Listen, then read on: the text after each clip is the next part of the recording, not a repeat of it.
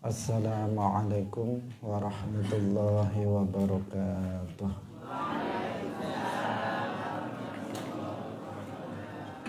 Alhamdulillahi rabbil alamin.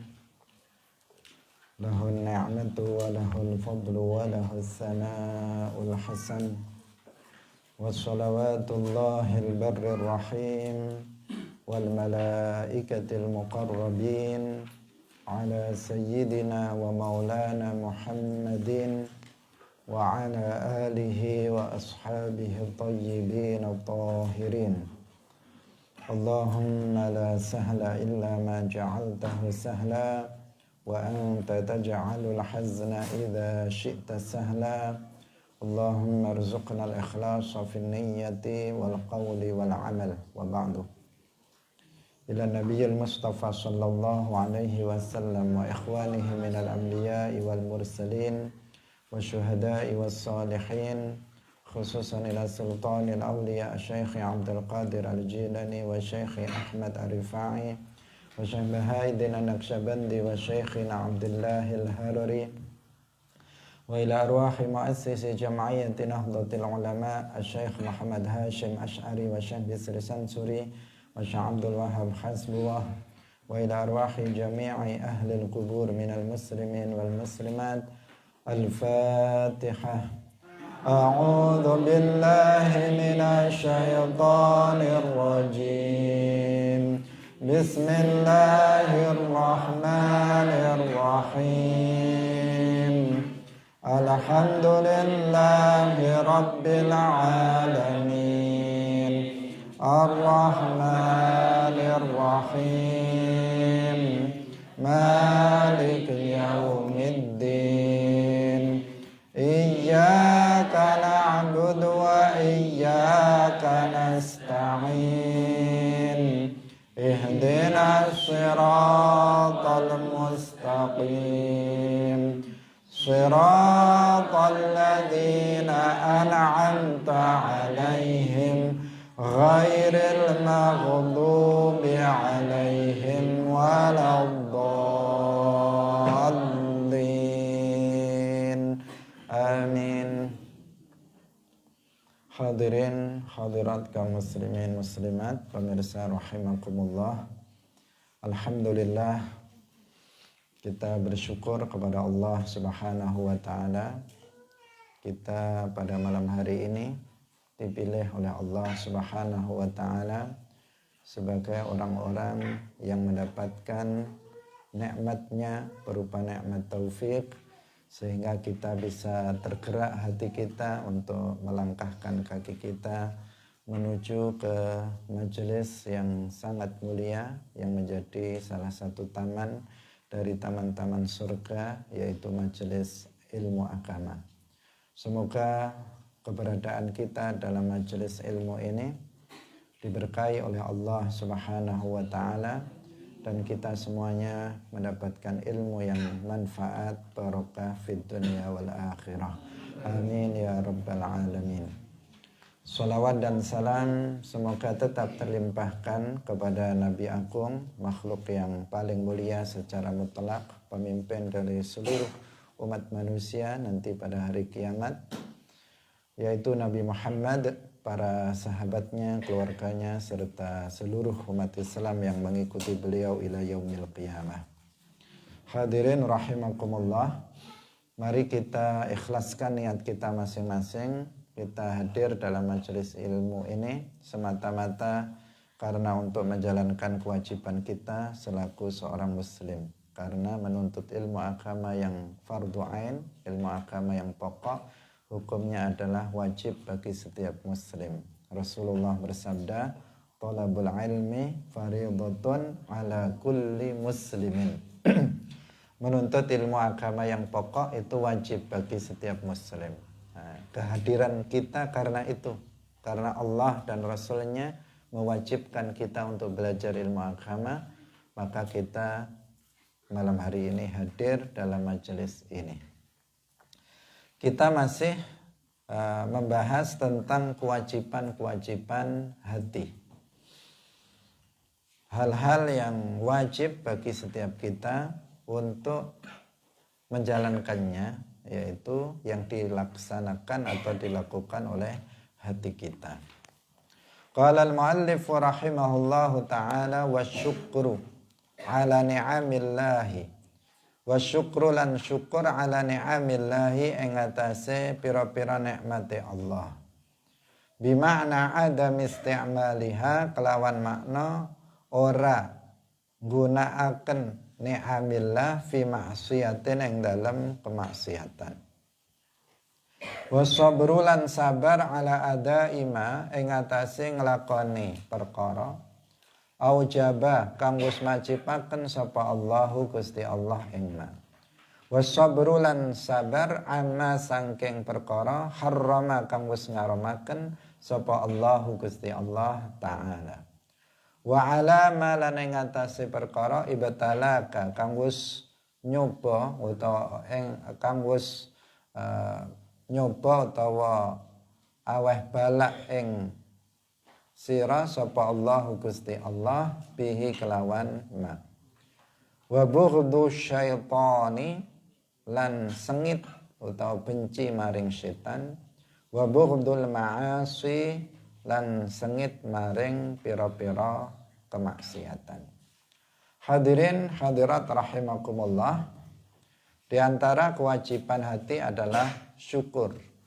Bersyukur kepada Allah Subhanahu wa taala artinya bersyukur atas nikmat-nikmat yang telah Allah anugerahkan kepada kita semua. Kita telah mengetahui bahwa Allah telah memberikan nikmat kepada kita, nikmat yang sangat banyak yang kita tidak mampu untuk menghitungnya.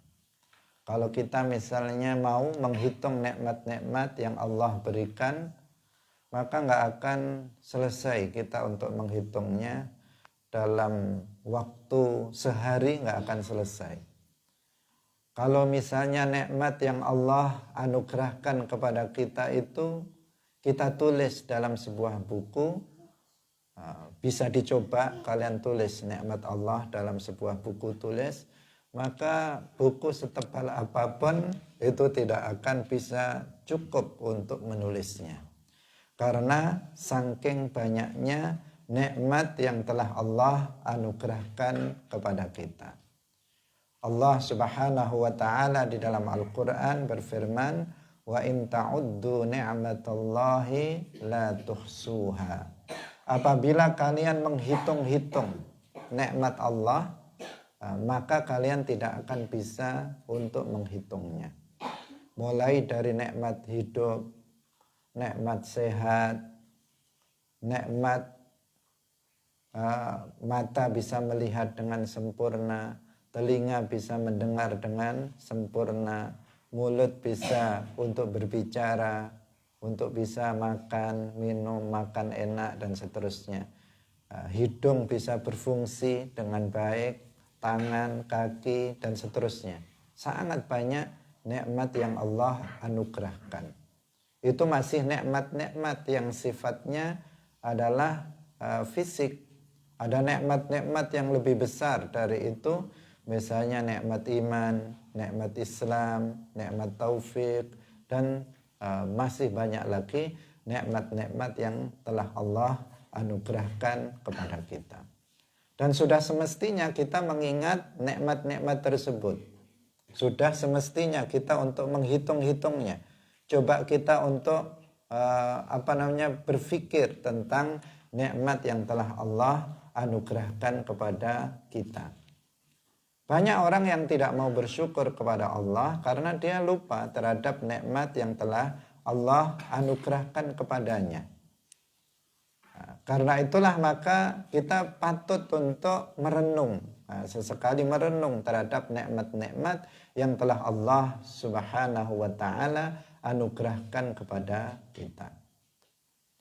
Jangan yang diingat-ingat adalah sesuatu yang gak enak saja, nikmah saja, tetapi nikmat yang Allah berikan juga harus kita senantiasa ingat agar kita bisa bersyukur kepada Allah.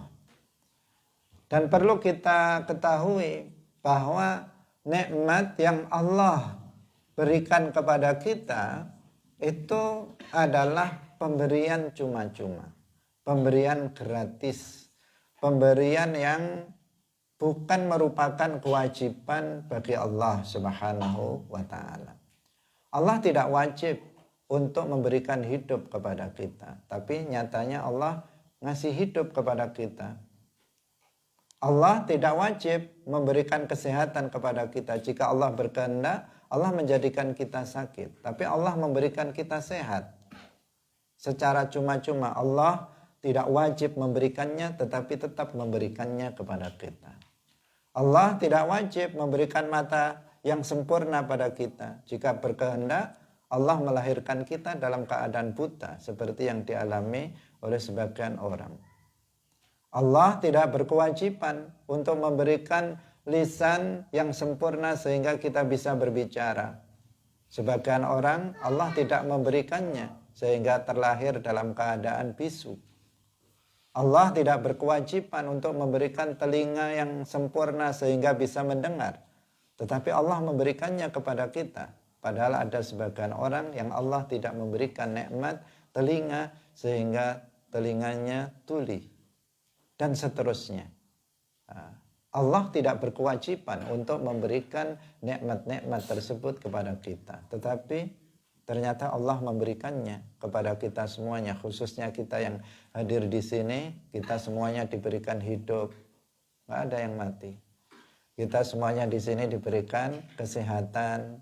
Mungkin ada yang batuk-batuk sedikit. Tapi secara umum apa? Sehat. Secara umum sehat, baik secara fisik sehat, secara rohani, secara non fisik juga sehat.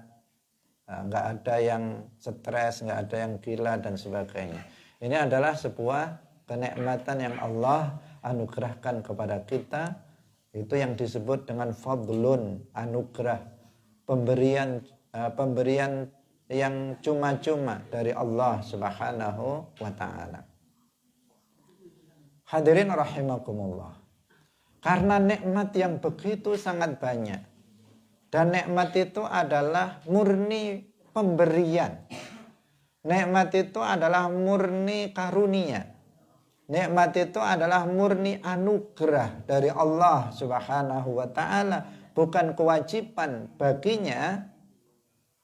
Maka wajib bagi kita untuk mensyukuri nikmat-nikmat tersebut. Maka wajib bagi kita untuk mensyukuri nikmat-nikmat tersebut. Perbandingannya hanya sebagai perbandingan agar kita bisa untuk memahaminya. Apabila seseorang misalnya bekerja di tempat orang lain. Dia bekerja di sawahnya misalnya 1 hari. Kemudian dia diberi gaji atas pekerjaan yang dilakukannya. Misalnya 1 hari dia dikasih 50.000 misalnya. Karena dia sudah bekerja di tempat dia. Pemilik sawah itu memberi pekerja itu 1 hari 50.000. Itu pemberian cuma-cuma atau kewajiban bagi dia?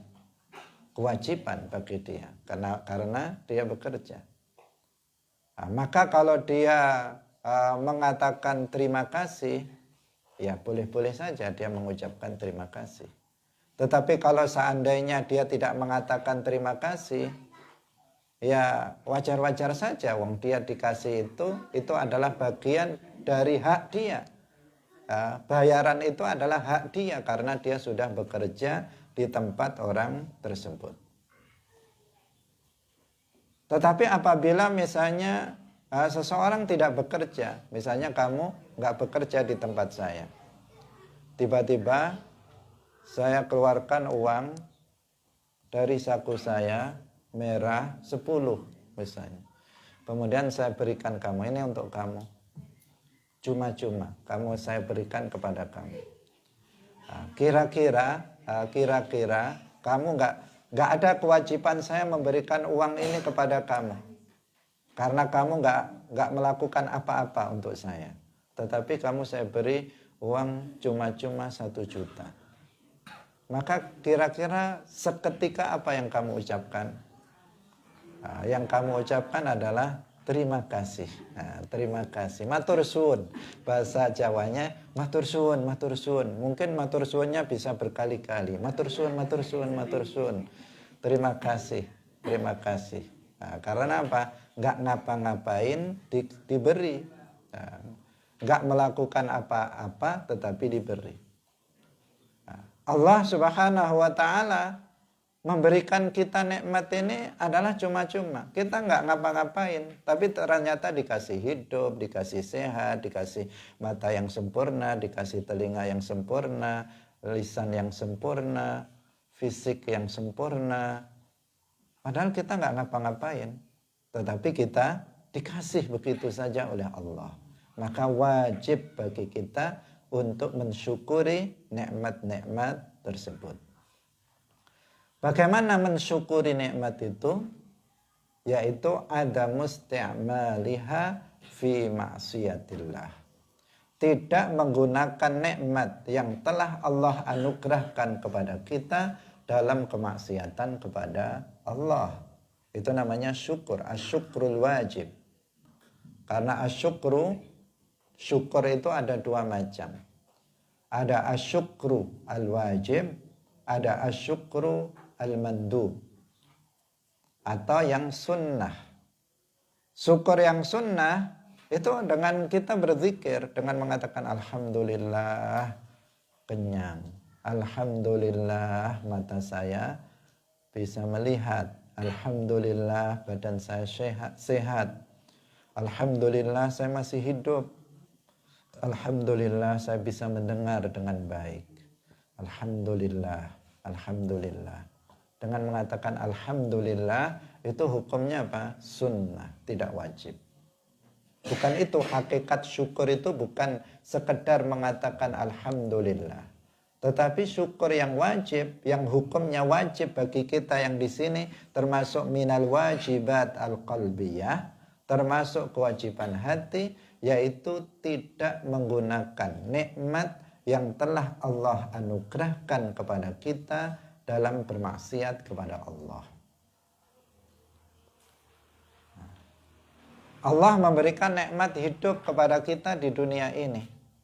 Maka hidup ini tidak kita gunakan untuk bermaksiat kepada Allah, tetapi hanya untuk beribadah kepadanya.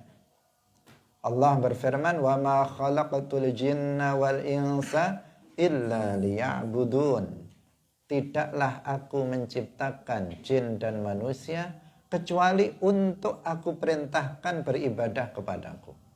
Illa liya'budun artinya apa? Untuk aku perintahkan kepadanya beribadah kepadaku.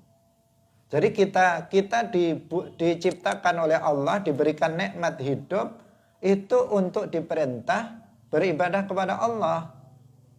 Berarti mensyukuri nikmat hidup adalah dengan menggunakan hidup ini untuk beribadah kepada Allah Subhanahu wa Ta'ala. Bukan untuk bermaksiat kepada Allah, bukan untuk kufur kepada Allah, tidak untuk melakukan kesyirikan, tetapi untuk hanya beribadah kepada Allah Subhanahu wa Ta'ala, mentaati Allah Subhanahu wa Ta'ala, menjalankan yang wajib dan meninggalkan yang haram. Itu namanya syukur. Kalau kita hidup tetapi kita masih bermaksiat, maka berarti kita nggak mensyukuri nikmat hidup. Kalau kita hidup tapi ternyata nggak sholat 5 waktu, kadang sholat kadang enggak, itu berarti nggak mensyukuri nikmat hidup. Kita hidup tetapi kita misalnya tidak berpuasa Ramadan. Kita hidup tetapi kita nggak mau belajar ilmu agama, nggak mau hadir dalam majelis ilmu fardhu ain, maka itu berarti tidak mensyukuri hidup. Kenapa? Karena hal-hal itu diwajibkan bagi orang yang hidup. Allah telah berikan kita hidup, dan karena kita hidup, maka Allah memerintahkan kita untuk beribadah kepadanya, untuk menjalankan yang wajib dan meninggalkan yang haram. Nah, bersyukur artinya tidak menggunakan, mensyukuri hidup artinya tidak menggunakan hidup ini dalam kemaksiatan kepada Allah. Allah sudah memberikan nikmat berupa sehat. Maka kesehatan ini tidak kita gunakan untuk bermaksiat kepada Allah. Itu namanya mensyukuri nikmat sehat. Allah sudah memberikan anugerah lisan kepada kita, sehingga kita bisa berbicara. Maka lisan ini tidak kita gunakan untuk bermaksiat. Tidak untuk menghina orang, tidak untuk mencaci maki orang, tidak untuk ngerasani orang, tidak untuk berkata-kata yang kotor, tidak untuk melaknat orang, dan seterusnya. Nah, ini namanya mensyukuri nikmat lisan. Kalau ada orang diberi nikmat lisan, bisa bicara lancar, tapi kelancaran bicaranya untuk ghibah, untuk merasani orang, berarti enggak mensyukuri nikmat lisan. Jika dicabut nikmat lisan itu sehingga enggak bisa bicara, itu layak bagi dia untuk menerima itu. Karena apa? Dia enggak menggunakan nikmat yang telah Allah berikan berupa nikmat lisan untuk ketaatan, justru untuk melawan Allah, untuk mendurhakai, bermaksiat kepada Allah Subhanahu wa ta'ala. Diberi lisan malah digunakan untuk mengucapkan kata-kata kufur. Diberi lisan malah untuk menghina Allah, mencela Allah, mencaci maki Allah, mensifati Allah dengan sifat makhluk. Maka ini adalah orang yang enggak tahu bersyukur kepada Allah yang telah menganugerahi nikmat lisan kepadanya. Allah telah memberikan anugerah nikmat mata sehingga kita bisa melihat. Bagaimana mensyukuri nikmat mata? Dengan tidak menggunakan mata ini melihat perkara-perkara yang diharamkan. Kalau kita pakai mata untuk melihat perkara yang diharamkan, berarti kita mengkufuri nikmat mata. Berarti kita tidak bersyukur, tidak mensyukuri nikmat mata. Tidak untuk melihat sesuatu yang diharamkan oleh Allah Subhanahu wa ta'ala yang nanti akan kita bahas. Maksiat-maksiat mata dan seterusnya. Mensyukuri nikmat telinga. Bagaimana mensyukuri nikmat telinga? Tidak menggunakan telinga ini untuk bermaksiat kepada Allah. Tidak menggunakannya mendengarkan sesuatu yang haram untuk didengarkan. Bagaimana mensyukuri nikmat tangan? Tidak menggunakan tangan ini dalam kemaksiatan kepada Allah. Tidak untuk memukul seorang muslim tanpa hak. Tidak untuk membunuh seorang muslim tanpa hak. Allah memberikan nikmat kaki. Bagaimana mensyukuri nikmat kaki? Dengan tidak menggunakan kaki ini melangkah menuju tempat-tempat yang diharamkan oleh Allah. Allah memberikan nikmat harta benda.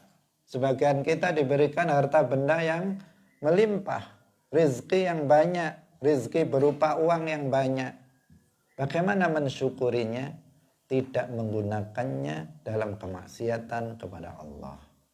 Tidak menggunakan uang itu misalnya untuk membiayai sesuatu yang diharamkan, untuk membeli sesuatu yang haram. Tidak. Dia tidak menggunakannya dalam kemaksiatan. Itu yang disebut mensyukuri nikmat harta. Dan menjadikannya, menggunakannya untuk ketaatan. Misalnya harta itu dikeluarkan zakatnya untuk infak, untuk sedekah, memberikan makan kepada umat Islam, menyantuni anak yatim dan seterusnya. Itu yang disebut mensyukuri nikmat harta. Maka secara umum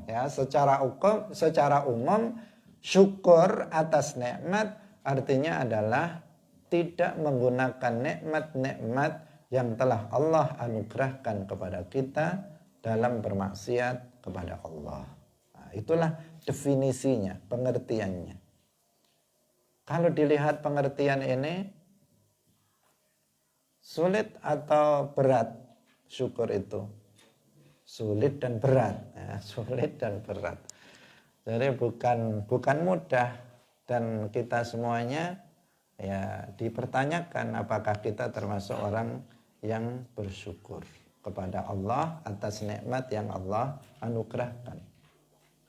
Kalau kita masih senang bermaksiat kepada Allah, tandanya kita belum bersyukur.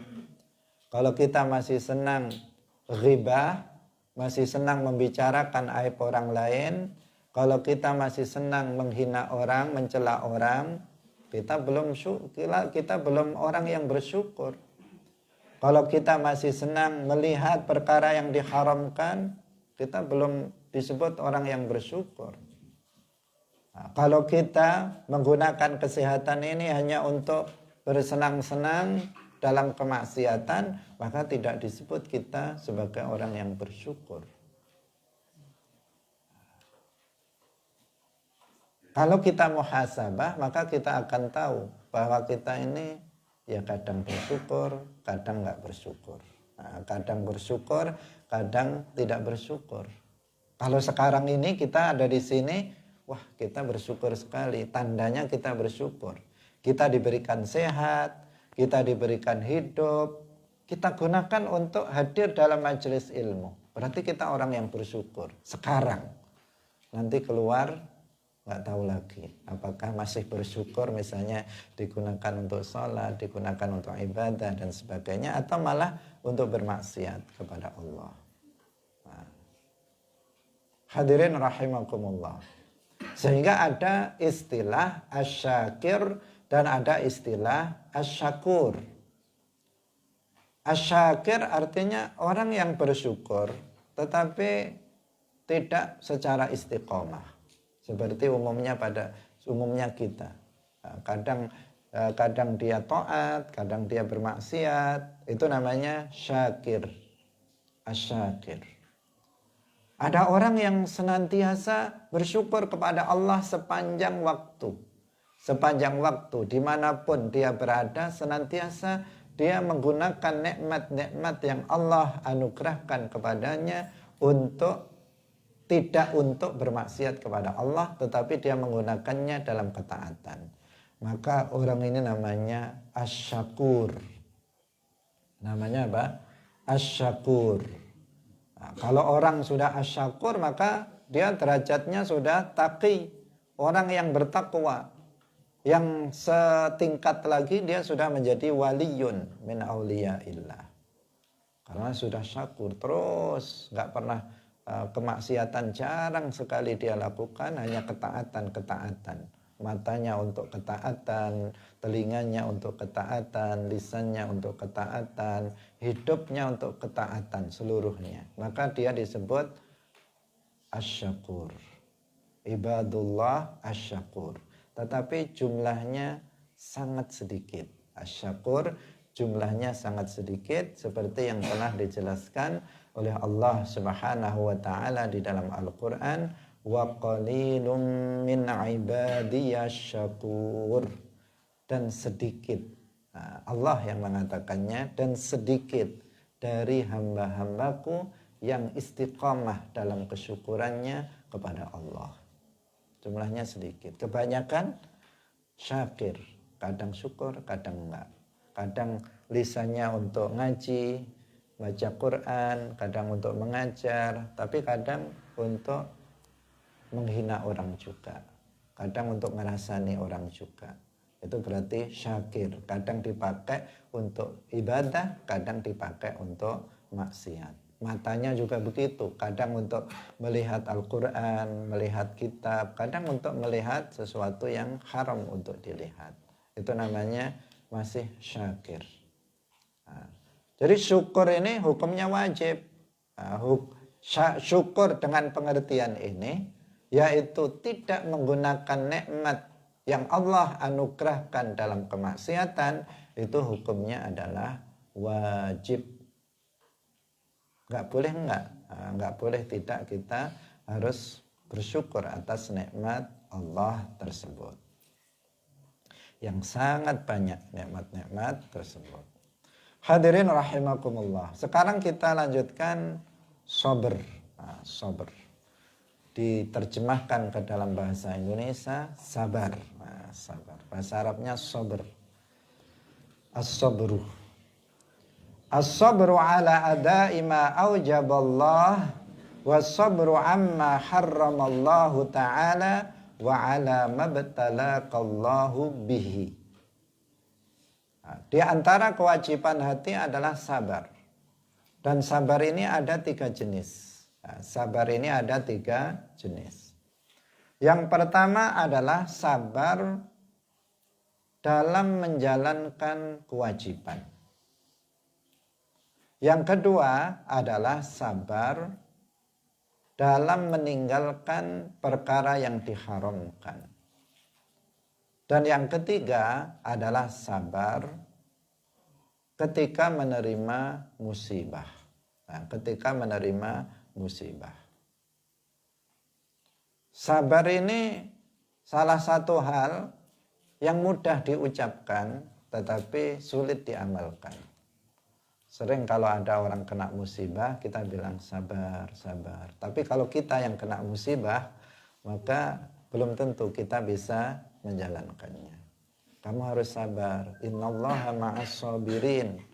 Nah, sesungguhnya Allah akan menolong orang-orang yang sabar. Nah, tetapi sabar bukan perkara yang mudah, bukan perkara yang ringan, tetapi sesuatu yang berat karena membutuhkan perjuangan melawan hawa nafsu kita. Sabar itu adalah dituntut, sabar dituntut ketika kita, hawa nafsu kita harus melakukan sesuatu yang dibenci dan meninggalkan sesuatu yang disenangi. Jadi hawa nafsu kita pada diri kita ini ada namanya hawa nafsu. Dan hawa nafsu ini menyukai sesuatu yang yang menyenangkan, menyukai sesuatu hal-hal yang menyenangkan. Sedangkan hawa nafsu itu tidak menyukai sesuatu yang tidak menyenangkan. Itu tentu saja seperti itu. Tetapi maksudnya adalah bahwa sementara hal-hal yang hal-hal yang dituntut oleh syariat, yang dituntut oleh agama, itu hal-hal rata-rata yang tidak disukai oleh hawa nafsu. Sedangkan sesuatu yang diharamkan oleh agama itu rata-rata sesuatu yang disukai oleh hawa nafsu. Sehingga ada disebutkan di dalam riwayat huffat al-jannatu bil makarih wa huffatin naru bisyahawat. Surga itu dilingkari dengan sesuatu yang tidak disukai oleh nafsu. Wa huffatin nar, sedangkan neraka itu dipagari atau dilingkari dengan sesuatu yang menyenangkan, yang disukai oleh hawa nafsu. Jadi surga itu dilingkari, dipagari oleh sesuatu hal yang gak disukai oleh hawa nafsu kita. Yaitu ketaatan. Itu sesuatu yang gak disukai oleh hawa nafsu kita. Hadir dalam majelis ilmu gak disukai oleh hawa nafsu kita. Hawa nafsu kita inginnya apa? Ya santai-santai, tidur, nonton TV, jalan-jalan. Itu yang disukai oleh nafsu kita. Sedangkan duduk dalam majelis ilmu, hawa nafsu gak suka. Sholat, hawa nafsu gak suka. Puasa, hawa nafsu gak suka. Sedekah, hawa nafsu tidak suka. Infak, hawa nafsu gak suka. Ini adalah atau mati hawa nafsu nggak suka. Ada keluarganya yang sakit, hawa nafsu juga nggak suka. Miskin, hawa nafsu juga nggak suka. Nah, ini yang al-makarih namanya. Nah, sementara neraka itu kebalikannya, dilingkupi oleh sesuatu hal yang disukai, asyahawat, yang disukai oleh hawa nafsu. Nah, ini yang maka kesabaran itu dituntut dalam dua kondisi, yaitu ketika kita harus melakukan sesuatu yang tidak disukai oleh hawa nafsu. Yang pertama. Yang kedua, kita harus meninggalkan. Yang pertama, saya ulangi lagi. Yang pertama, kita harus melakukan sesuatu yang tidak disukai oleh hawa nafsu. Yang kedua, kita harus meninggalkan sesuatu yang disukai oleh hawa nafsu. Itu dituntut di situ sabar. Saya ulangi lagi, mungkin sebagian masih blank atau belum paham. Jadi tadi ada sesuatu yang disukai oleh hawa nafsu dan ada sesuatu yang tidak disukai oleh hawa nafsu. Sabar itu kapan dibutuhkan atau dituntut? Yaitu ketika kita harus menjalankan sesuatu yang gak disukai oleh hawa nafsu. Pertama. Yang kedua, kita harus meninggalkan sesuatu yang disukai oleh hawa nafsu. Jadi, apa yang gak disukai oleh hawa nafsu harus kita jalankan. Apa yang disukai oleh hawa nafsu harus kita tinggalkan. Disitulah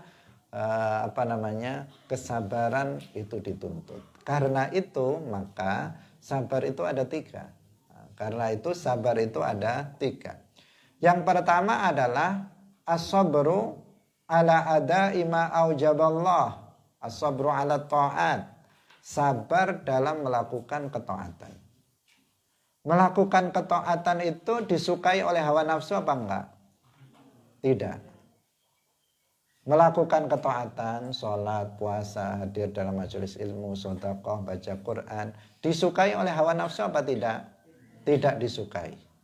Nah, ketika kita, hawa nafsu kita nggak suka, tapi tetap kita lakukan, meskipun hawa nafsu kita nggak suka, tapi tetap kita jalankan, itu berarti kita telah bersabar dalam menjalankan ketaatan.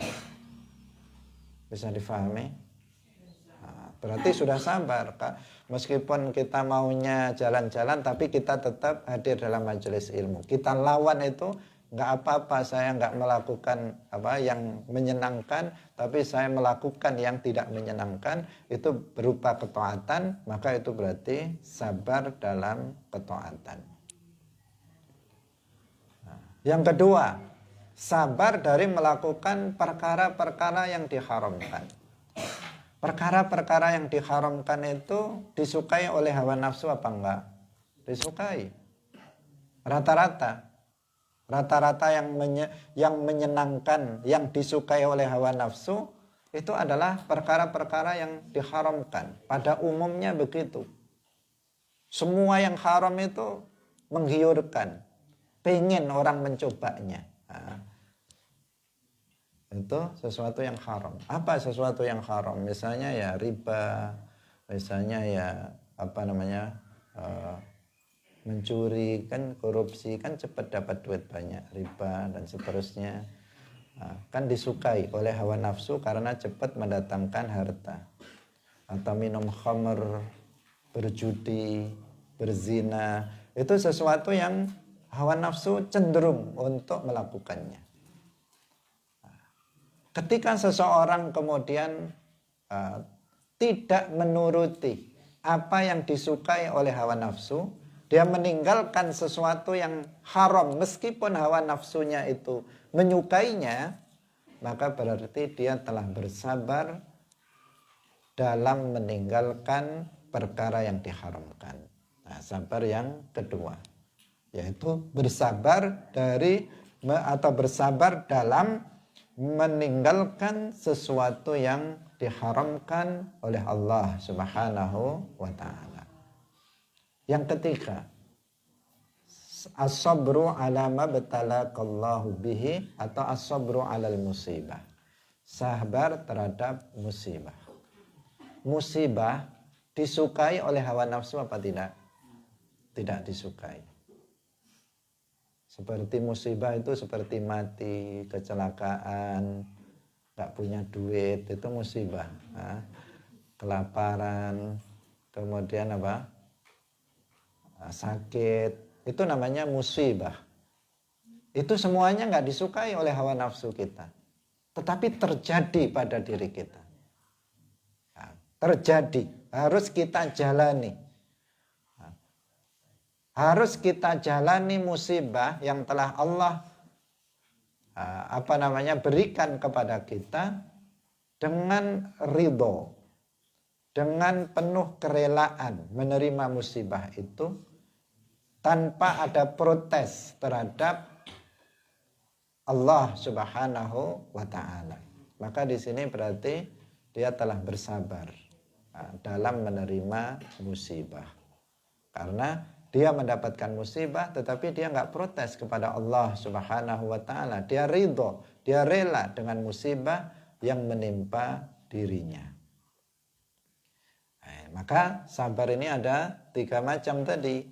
Karena memang sabar itu dituntut dalam 2 hal, sehingga yaitu mengerjakan sesuatu yang dibenci oleh hawa nafsu atau meninggalkan sesuatu yang disukai oleh hawa nafsu. Maka sabar kemudian terkelompokkan menjadi 3, yaitu sabar dalam ketaatan, sabar dalam meninggalkan kemaksiatan, dan sabar dalam menerima musibah. Dengan rela, ridha terhadap musibah yang telah yang telah Allah jatuhkan, yang telah Allah berikan kepada kita.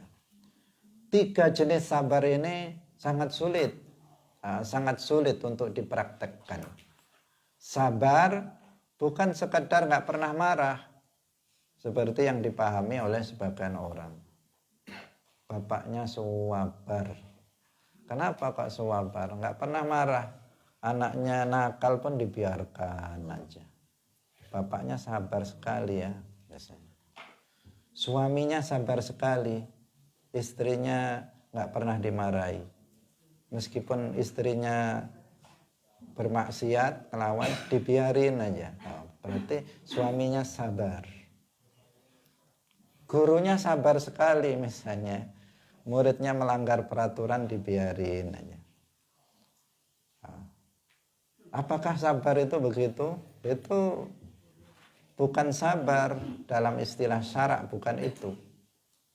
Jadi banyak orang memaknai sabar itu tidak marah. Meskipun itu memang salah satu dari indikator, tetapi bukan itu. Salah satu indikator atau tanda seseorang itu penyabar, dia tidak marah, tidak lekas marah ketika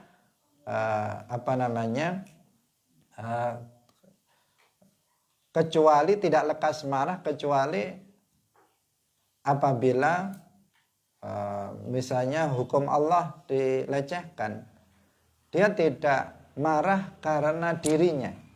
Dia tidak marah karena mengikuti hawa nafsunya. Tetapi marah karena Allah. Itu juga menunjukkan dia orang yang sabar. Tetapi bukan itu yang disebut sabar semata-mata. Sabar seperti yang tadi sudah kita jelaskan. Kalau dia nggak pernah marah sama sekali, tapi dia juga nggak pernah sholat sama sekali, apakah dia orang sabar? Enggak, dia nggak sabar dalam menjalankan ketaatan. Ada orang nggak pernah marah, tetapi maksiat terus dilakukan. Apakah dia orang yang sabar? Bukan, dia bukan orang yang sabar. Orang yang sabar itu adalah yang memenuhi 3 tadi itu. yang senantiasa menjalankan kewajiban, senantiasa meninggalkan yang diharamkan, dan ridho terhadap musibah yang menimpanya. Maka orang tersebut disebut orang yang sabar. Agar kita bisa menerima dengan ridho musibah yang menimpa kita, karena setiap kita pasti ada ujian. Nah, setiap kita ada musibah yang menimpa kita, karena kita ini hidup di dunia. Di dunia ini ada enaknya dan juga ada nggak enaknya. Coba siapa di antara kalian yang hidup di dunia ini enak terus dari kecil sampai tua? Ada nggak? Nggak ada. Kadang tertawa, kadang menangis, kadang bergembira, kadang sedih. Itulah kehidupan di dunia ini. Kadang sehat, kadang sakit.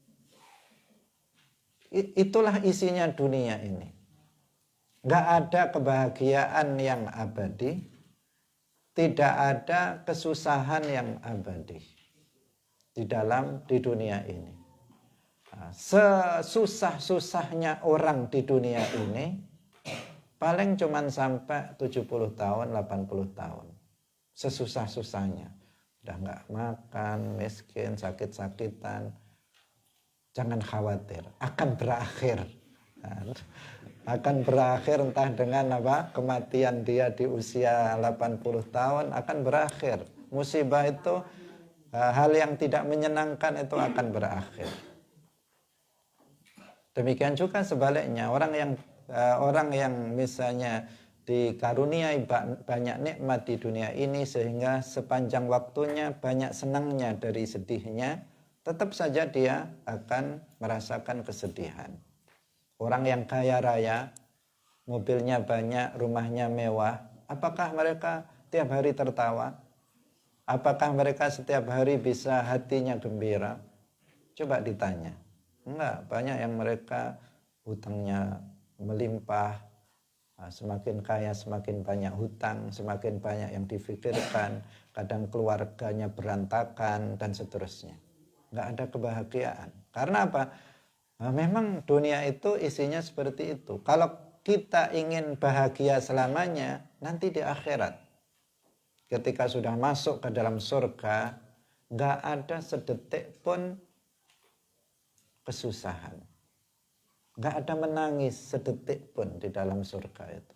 Isinya hanya nikmat, nikmat, nikmat, bahagia, bahagia, bahagia, senang, senang, senang, senang. Itu tak di dalam surga selama-lamanya. Tapi kalau di dunia ini, ya memang dunia adalah tempatnya susah dan sedih, susah dan senang, sedih gembira, itu sudah pasangannya di dunia ini, dan itu sesuatu yang harus kita sadari. Kita harus sadari itu. Setiap kita ada musibah-musibah yang menimpa, yang semuanya itu sesuai dengan derajat kita masing-masing. Sesuai dengan derajat kita masing-masing.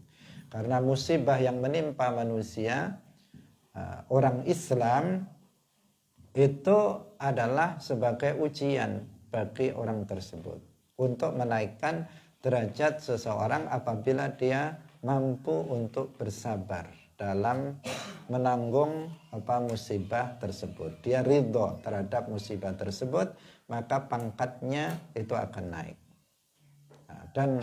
Dan musibah itu berat ringannya disesuaikan dengan kelas kita. Kalau kelas kita rendah, maka musibahnya rendah. Kalau kelas kita itu tinggi, maka musibahnya akan tinggi dan berat. Sehingga Rasulullah Shallallahu Alaihi Wasallam bersabda, "Ashaddun nasi bala'an al-anbiya, thummal amthalu fal amthalu." Manusia yang paling berat balaknya, yang paling berat musibahnya itu adalah para nabi. Kemudian orang yang semisal mereka, kemudian orang yang semisal mereka. Artinya orang yang derajatnya di bawahnya, di bawahnya, di bawahnya, seterusnya. Jadi jangan dikira kalau kita itu rajin sholat, kita rajin beribadah, kemudian hidup kita ini akan mulus semulus-mulusnya dan penuh dengan kegembiraan dan kesenangan. Enggak, ini dunia. Enggak seperti itu. Pahala nanti di akhirat. Kalau menginginkan kesenangan, balasan atas ibadah yang kita lakukan nanti di akhirat, bukan di sini. Karena sebagian orang ada yang kecewa. Kecewa bagaimana? Saya sudah sholat, saya sudah rajin ibadah, kok saya tetap miskin ya? Kecewa dia. Balasan atas ibadah yang kita lakukan itu nanti di akhirat, bukan sekarang. Bukan sekarang. Itu yang harus kita pahami. Jadi asyaddun nasi bala'an ala anbiya tsummal amsal fal amsal. Orang yang paling tinggi derajatnya itu para nabi. Sehingga para nabi derajatnya musibahnya paling banyak dan paling berat. Para nabi yang paling mulia itu siapa? Nabi Muhammad sallallahu alaihi wasallam. Afdalu al-anbiya wal mursalin. Nabi Muhammad adalah makhluk nabi yang paling mulia dari seluruh para nabi, yang paling mulia beliau. Karena itu musibah dan bala yang menimpa Nabi Muhammad sangat banyak dan sangat berat, sama sekali tidak sebanding dengan musibah yang kita terima. Coba sekilas saja, kita sekilas saja melihat bagaimana kehidupan Nabi. Bagaimana beliau diludahi, bagaimana beliau dalam berdakwah dicaci maki, katanya tukang sihir, katanya beramal, katanya diolok-olok, dilempari dengan kotoran. Apakah kita seperti itu? Apakah kita dalam dakwah misalnya ada orang yang memperlakukan kita kayak seperti itu, serendah itu? Enggak. Bagaimana lagi musibah Nabi Muhammad memiliki 7 anak. Memiliki 7 anak. Semuanya meninggal di saat Nabi masih hidup. Kecuali 1, yaitu Fatimah Az-Zahra. Hanya 1. Yang lain masih kecil, masih lucu-lucunya meninggal. Masih kecil, masih beranjak dewasa, meninggal. Ada yang sudah Nabi mengetahuinya. Bukan setelah wafat meninggal, itu sudah biasa. Karena setiap orang akan meninggal. Tapi beliau sebagai seorang ayah, anaknya satu persatu meninggal dunia. Ketika di saat Nabi masih hidup. Sedih apa enggak? Coba panjenengan bayangkan. Seandainya putra putri panjenengan meninggal dunia. Meskipun anaknya sudah tua, tetap sedih seorang orang tua. Misalnya anaknya sudah tua meninggal. Apalagi ibunya lebih tua lagi. Itu pun masih sedih jika anaknya meninggal. Bagaimana jika anaknya meninggal di saat remaja, di saat anaknya masih kecil. Dan itu bertubi-tubi, terus menerus. Ujian Rasulullah Shallallahu Alaihi Wasallam sangat berat. Sehingga sempat beliau itu meneteskan air matanya ketika meninggalnya putra beliau yang bernama Ibrahim. Karena sedih beliau menangis. Itu musibah yang menimpa afdal al-anbiya wal mursalin, makhluk yang termulia. Musibah kita belum seberapa dibandingkan dengan musibah Rasulullah. Belum seberapa dibandingkan dengan musibah para aulia, para nabi. Kenapa? Karena kita memang masih rendah. Derajatnya rendah, musibahnya rendah. Tidak seberapa. Paling nggak punya duit sehari, 2 hari, biasa aja. Belum seberapa, nggak makan seminggu atau 1 bulan. Di belahan dunia sana ada yang kelaparan. Sementara kita makan tahu tempe saja sudah mengeluh misalnya. Makan misalnya hanya kangkung misalnya, kemudian dia mengeluh. Itu belum seberapa musibah yang bahkan tidak dikatakan musibah, bagi sebagian orang karena sesuatu yang masih ada. Hadirin rahimakumullah. Jika Allah menghendaki kebaikan untuk seseorang, maka Allah akan menimpakan musibah kepadanya. Rasulullah bersabda, "May yuridillahu bihi khairan yusib minhu." Barang siapa yang Allah kehendaki kebaikan, maka Allah akan menimpakan musibah kepadanya. Kenapa? Menghendaki kebaikan bagaimana? Allah menghendaki orang tersebut derajatnya naik. Indallah. Kalau derajatnya naik, maka semakin nanti dia senang di akhirat. Kalau Allah menghendaki seseorang itu kebaikan untuk akhiratnya, maka Allah akan menguji dia dengan menimpakan musibah kepadanya. Jika dia sabar dalam menghadapinya, naik. Diuji lagi dengan yang lebih berat. Jika dia sabar dalam menghadapinya, naik lagi. Diuji lagi dengan yang lebih berat. Jika dia mampu bersabar dalam menghadapinya, maka derajatnya naik, terus naik, dan dia akan menjadi orang yang mulia indallah, menurut Allah Subhanahu wa ta'ala. Karena itu tadi berat atau tidaknya itu sesuai dengan tingkatannya. Dan kalau sesuai dengan tingkatannya, maka setiap orang akan merasa berat dengan ujian yang Allah berikan kepada dia sesuai dengan tingkatannya juga. Kalau orang tingkatannya rendah, dikasih musibah sedikit saja sudah beratnya bukan main. Nah, padahal kalau itu menurut para aulia, musibah apa itu? Ringan. Tetapi dia karena dia memang tingkatannya seperti itu, maka dia juga merasa berat. Nah, perbandingannya seperti anak sekolah. Anak kelas 1 ujian, katanya sulit. Padahal kita lihat 1 tambah 1, 2 tambah 1. Gampang ini kok, nggak bisa katanya sulit. Karena kita tingkatannya sudah tinggi. Sudah mahasiswa dikasih soal kayak begitu ya sambil merem bisa dia mengerjakannya. Ini apa? Nah, itu namanya sesuai tingkatan. Tapi kalau mahasiswa dikasih soal ujian sesuai dengan tingkatannya, dia juga muter-muter kepalanya.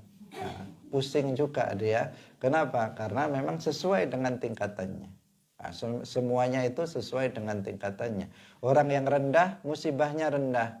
Tapi dia juga berat dalam menghadapinya. Tapi jika musibah yang menimpa orang yang rendah itu diberikan kepada orang yang tinggi derajatnya, maka itu tidak seberapa, sangat mudah untuk dilewati. Hadirin rahimakumullah. Jadi bersabar dalam musibah, dia ridha terhadap musibah yang Allah berikan kepada dia, tidak menjadikan dia bermaksiat dengan sebab musibah itu, apalagi sampai melakukan kekufuran. Karena ada sebagian orang karena nggak sabar dengan musibah yang menimpanya, kemudian dia protes kepada Allah. Sedangkan protes kepada Allah hukumnya kufur. Hukumnya kufur seperti yang terjadi dulu ada namanya Khimar bin Malik, orang sebelum umatnya Nabi Muhammad. Dia telah beribadah kepada Allah 40 tahun. Setelah itu diuji oleh Allah. Dimatikan semua anaknya, hartanya habis. Dia nggak sabar. Kemudian dia kufur. Dia mengatakan, ya Allah, kenapa engkau matikan anak-anak saya? Padahal aku sudah beribadah kepadamu 40 tahun. Mulai sekarang saya nggak mau lagi beribadah kepadamu. Kalau ada orang lewat di depan rumah saya, akan saya suruh kufur. Jika nggak mau kufur, akan saya bunuh mereka. Dia langsung keluar dari Islam dengan kekufurannya karena nggak sabar menerima musibah yang Allah timpakan kepadanya. Akhirnya apa? Akhirnya Allah turunkan azab, Allah turunkan api membakar dia, rumahnya, dan semua pekarangannya. Habis semuanya. Nah, diazab oleh Allah karena dia mengkufuri atau karena dia tidak sabar terhadap musibah yang Allah timpakan kepada dia. Seandainya dia ridha terhadap musibah itu, maka musibah itu akan meningkatkan derajatnya. Tetapi karena dia tidak sabar, maka azab Allah yang turun. Dan musibah yang menimpa kita juga tidak boleh menjadikan kita bermaksiat kepada Allah. Sebagian orang diuji dengan miskin. Akhirnya apa? Dia mencuri. Karena alasannya nggak punya duit, dia mencuri. Ada sebagian orang diuji dengan miskin, kemudian dia korupsi. Diuji dengan miskin, dia melakukan riba. Dan seterusnya. Ada sebagian orang yang melakukan dosa karena musibah yang menimpa dirinya. Maka berhati-hati, kita harus tetap musibah apapun yang menimpa kita, berusaha kita tetap berada pada jalan syariat Islam. Mengikuti apa yang telah ditetapkan, telah ditentukan oleh syariat Islam, jangan melanggarnya dengan alasan kita sedang terkena musibah. Hadirin rahimakumullah, demikian pengajian kita pada pagi hari ini, pada malam hari ini. Semoga kita bisa memahaminya dengan benar dan kemudian mari kita berusaha untuk mengamalkannya. Kita yang berbicara juga hanya teori, selanjutnya kita masing-masing kita untuk berusaha mengamalkannya. Siapa yang cepat dan siapa yang himmahnya tinggi dalam mengamalkan ilmu, maka dialah yang akan lebih cepat mendapatkan derajat yang mulia indallah. Alhamdulillahi rabbil alamin, wassalatu wassalamu ala sayyidina Muhammadin wa ala alihi wa ashabihi tayyibin tahirin. Ya Allah, ya Rahman, ya Rahim, ya Hayyu, ya Qayyum, ya Dzal Jalali wal Ikram. La ilaha illa anta subhanaka inni kuntu minadh dhalimin. Allahumma inna nas'aluka al-huda wat-tuqa wal-'afaf wal-ghina. Allahumma inna nas'aluka 'ilman nafi'a wa qalban khashi'a wa 'amalan mutaqabbala wa rizqan halalan thayyiba. Allahumma tawaffana muslimin wa alhiqna bis-salihin. Allahumma tawaffana muslimin wa alhiqna bis-salihin. Allahumma tawaffana muslimin wa alhiqna bis-salihin. Allahumma bijahi nabiyil Mustafa sallallahu alaihi wasallam wa bijahi a'malina salihah an tarzuqana ru'yata nabiyyina Muhammadin sallallahu alaihi wasallam fi hadhihi lailah wa fi kulli layali ya arhamar rahimin wa an tarzuqana ziyarata qabrihi syarif wa syafa'atahu yaumal qiyamati ya akramal akramin. Allahumma arinal haqqa haqqa warzuqna ittiba'ah wa arinal batila batila warzuqna ijtinabah. Allahumma ja'alna wa ahlana wa dhurriyyatina wa zawjatina wa auladana wa banatana wa masyayikhana wa talamidana wa jama'atana wa ikhwanana wa akhawatina min ahli al-ilmi wa ahli al-khair wa la taj'alna wa iyyahum min ahli as-su'i wa ad-dhayri ya arhamar rahimin. Rabbana atina fid dunya hasanah wa fil akhirati hasanah wa qina adzaban nar. Wa sallallahu ala sayyidina Muhammadin wa ala alihi wa ashabihi wa sallam. Subhana rabbika rabbil izzati amma yasifun. Wassalamun alal mursalin walhamdulillahi rabbil alamin. La ilaha illallah. Allahumma salli ala sayyidina Muhammad wa ala alihi wa sahbihi wa sallim. Rabbi ghfirli wa liwalidayya wa lil mu'minina wal mu'minat. Barakallahu fikum. Assalamualaikum warahmatullahi wabarakatuh.